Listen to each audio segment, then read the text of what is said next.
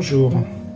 Aujourd'hui, je vais vous parler de la Samaritaine et plus particulièrement d'une phrase qui est essentielle pour moi. C'est peut-être un détail pour vous, mais pour moi, elle veut dire beaucoup.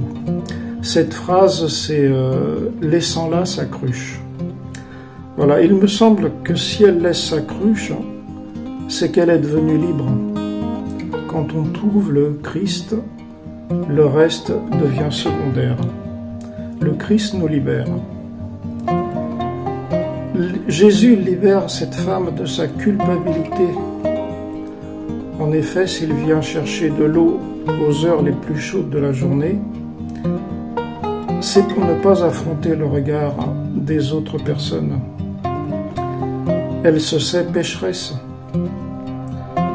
Jésus, qui pourtant connaît tout de sa vie, ne l'a pas condamnée, ne l'a pas jugée. Au contraire, il s'est humilié devant elle, en mendiant son eau, c'est-à-dire son amour, ce qui lui a permis d'ouvrir son cœur.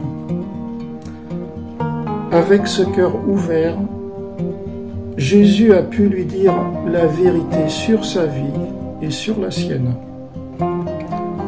et lui a proposé de donner son amour et sa miséricorde, qui sont bien plus profonds que le puits de Jacob. Une fois libérée, cette femme n'a plus peur. Quand on a trouvé le Christ, on ne peut pas le garder pour soi.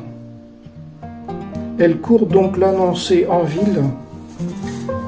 Bien sûr, elle n'a pas converti tout le monde par son témoignage, mais elle a permis à beaucoup d'autres de s'intéresser à Jésus, qui est vraiment le sauveur du monde. Ce texte me montre que Dieu veut notre amour de façon authentique, c'est-à-dire en esprit et en vérité.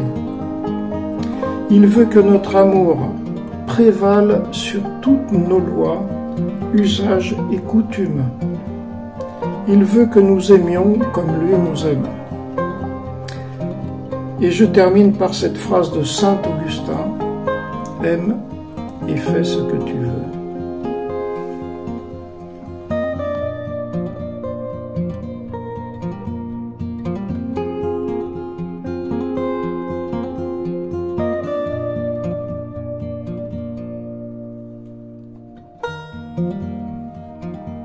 Thank you.